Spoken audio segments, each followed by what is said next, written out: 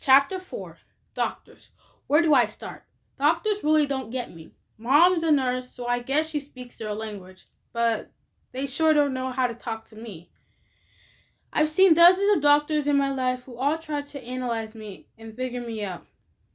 None of them can fix me, so I usually ignore them and act like the retarded person they think I am. I pace on a blank look, focus on one wall, and pretend their questions are too hard for me to understand.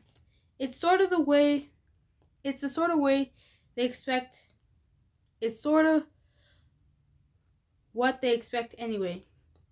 When I turned 5, it was time to think about enrolling me in school. So my mother took me to a doctor whose job it was to figure out how smart I was. She wheeled me in, locked the bracket so my wheelchair could not roll, and made sure the lap strap was fastened. When my seatbelt comes undone, and it does every once in a while, I slip out of that wheelchair like a piece of wet spaghetti.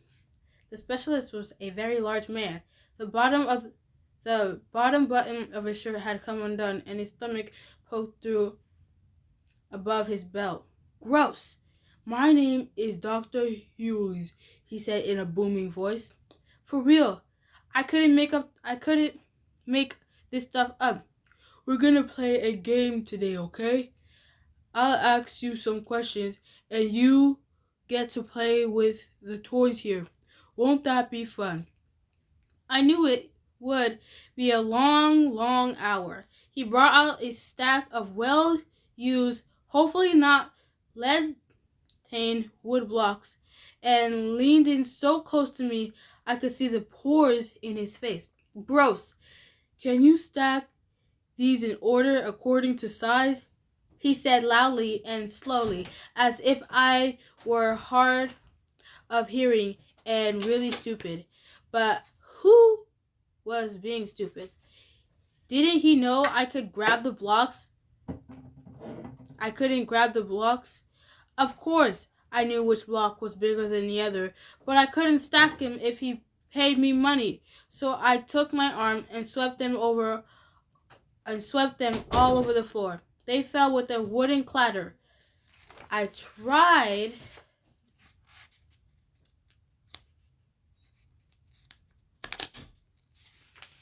not to laugh as he picked them up, his breath really hard as he reached for them. Next, he held up glossy 8 by 10 cards with different colors painted on each one. Tell me when you see the color blue, Melody, he said with a voice that told me he thought this was a waste of time. Then the blue card showed up. I pointed to it and made a noise. Bah, I said. Marvelous, tremendous, splendorous, he shouted. He praised me like I just passed the test to get into college. If only I could have rolled my eyes, I would have. Then he showed me green, so I kicked and made a noise, but my mouth couldn't make the g sound, and the doctor looked disappointed. He scribbled something on his clipboard, pulled out another stack of cards, then said loudly, I'm going to ask you some questions now, Melody. These might be hard, but do your best, okay? I looked at him and waited while he placed the first set of cards in front of me. Number 1. Which one of these is not like the others? Did he get this stuff from Sesame Street? Did he show me a picture of a tomato, a cherry, and a round red balloon, and a banana? I know he was probably looking for the balloon as the answer, but that just seemed too easy. So I pointed to the banana, the first 3, because the first 3 were round and red, and the banana was not. Dr. Hughes sighed and scribbled some notes. Number 2, he said. He showed me 4 more cards. This time, there were pictures of a cow and a whale and a camel and an elephant. Which animal gives birth to a calf? Now, I watch Animal Planet all the time. I know for a fact that all animals he had pictured All the animals he had pictured there had babies called a calf. I thought doctors were supposed to be smart. What do I do? What to do? I hit each button slowly and carefully, then did it once more to make sure he understood. I don't think he did. I heard him mumble cow as he wrote more notes. It was clear he was giving up on me. I noticed a copy of Good Night Mood on his bookshelf. I think it was written in Spanish. It was called Brunettes Muchas Luna. That would have been fun to look at, but I had no way of telling him I liked to see the book. After watching Sesame Street and Dora the Explorer a million times and sitting for hours watching the Spanish channels, I could understand quite a bit of Spanish. If it was spoken slowly enough, and at least enough words to read the title of that book, he never thought to ask me about that, of course. I knew the words and melodies of 100 songs. A symphony exploded inside my head with no one to hear it but me. But he never asked me about the music. I knew all the colors and shapes and animals that children my age were supposed to know, plus lots more. In my head, I could count to 1,000 forward and backwards. I could identify hundreds of words on sight, but all that was stuck inside. Dr. Hughes, even though he had been to college for like a million years, would never be smart enough to see inside of me. So I put on my handicap face and took my mind back to last summer when Mom and I went to the zoo. I really liked the elephants, but talk about stink. Actually, Dr. Hughes sort of reminds me of one of them. Mom and the doctor had no idea why I was smiling as we rolled into the waiting room while he wrote up his elevation of me. It didn't take long. I'm always amazed at how adults assume I can't hear. They talk about me like I'm invisible, as if I'm invisible, figuring out I'm too retarded to understand their conversations. I learned quite a bit this way. But this conversation was really awful. He didn't even try to soften the news for my mom, who I'm sure felt like she got hit by a truck. He began by clearing his throat. Miss Brooks, he said. He then said, it is my opinion that Melody is severely brain damaged and profoundly retarded. Whoa! Even though I was 5 years old, I had watched enough Easter Seals telethon to know that this was bad. Really bad. I felt a thud in my gut. My mom gasped, then said nothing for a full minute. Finally, she took a deep breath and protested quietly.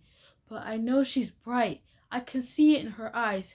You love her. It's only normal to have wishful thinking, Dr. Hughes told her gently. No, she has a spark.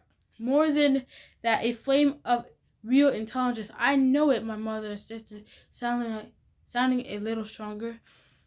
It takes time to accept the limitation of a beloved child. She has cerebral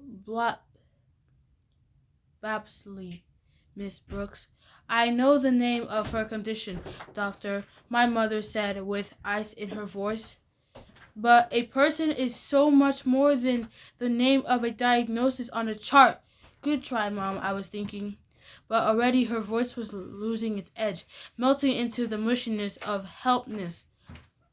She laughs at jokes, my mother told him, the ice in her voice replaced by desperation.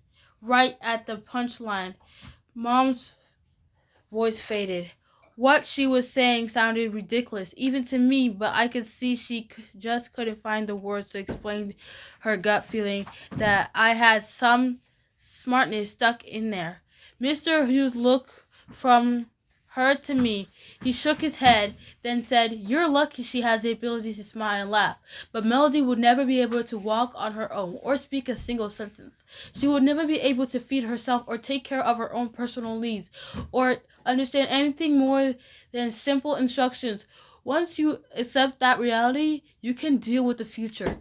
But that was just mean. That was just plain mean. My mom hardly ever cries, but she did that day. She cried and cried and cried. Dr. Hughes had to give her the whole box of tissues.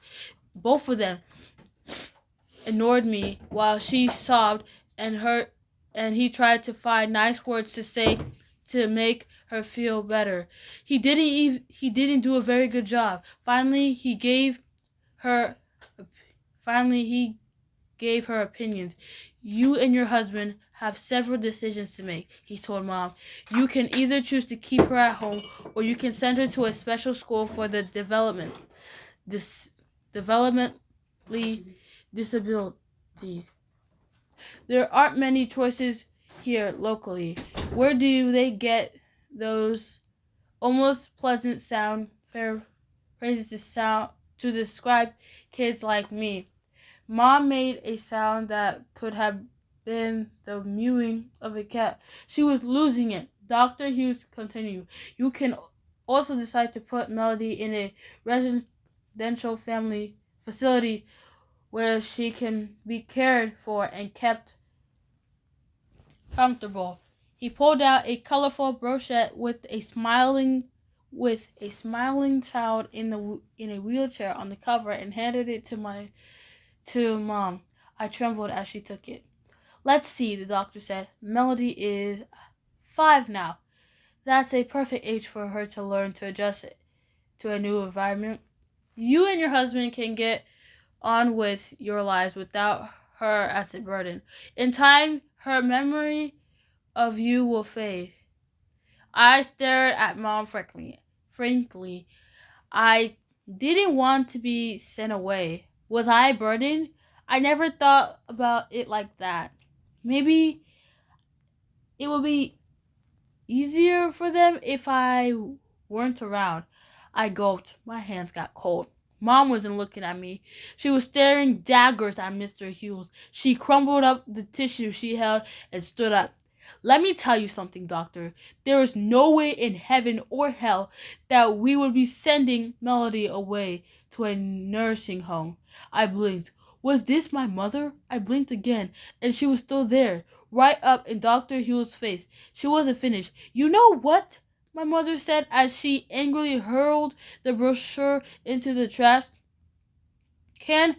"I think you're cold and insensitive. I hope you never have a child with difficulties. You'd probably put it out with your trash." Dr. Hughes looked shocked.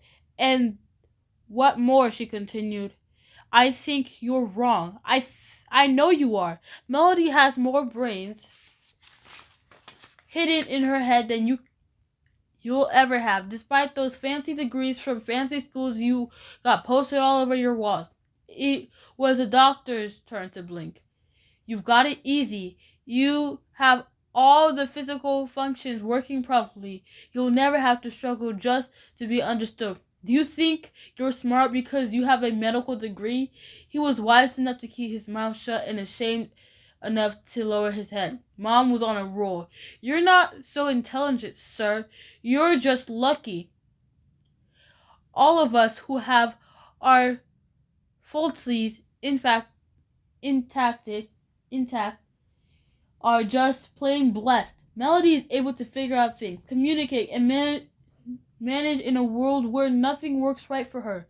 She's the one with the true intelligence." She marched out of his office, then rolled me swiftly through the thick doors. In the hall, we did a quick fist bump. Well, the best I can manage. My hands were no longer cold. I'm taking you right now and enrolling you at Spondua Street Elementary School, she announced with determination as we headed back to the car. Let's get busy.